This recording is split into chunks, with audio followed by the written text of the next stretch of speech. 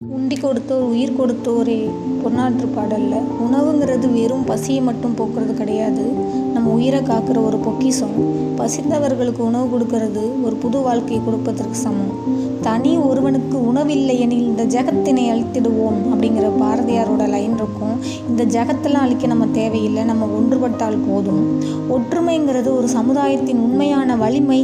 நாம் அனைவரும் வேறுபாடுகளை மறந்து ஒன்றுபட்டு விட்டு கொடுக்கும் மனப்பான்மையுடன் ஒரு சிறந்த வளமான பசியற்ற சமுதாயத்தை உருவாக்க முடியும். ஒன்றுபட்டால் உண்டு வாழ்வு என்பதை உணர்ந்து ஒற்றுமையுடன் வாழ்வோம், பசியற்ற சமுதாயத்தை உருவாக்குவோம். அமுத சுரபி அச்சய பாத்திரம்னு சொல்லுவாங்க. அச்சயம் அப்படிங்கிறது வற்றாதது, அல்ல அல்ல குறையாமல் வந்து கொண்டே இருக்கும்.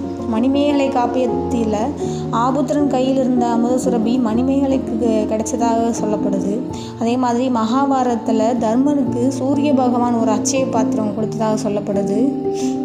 சித்திரை மாத வளர்பிறையில் சிவனோட பசியை போக்குறதுக்காக அன்னபூர்ணி தேவியே ஒரு அச்சய பாத்திரம் வழங்கியதாக நம்பப்படுது.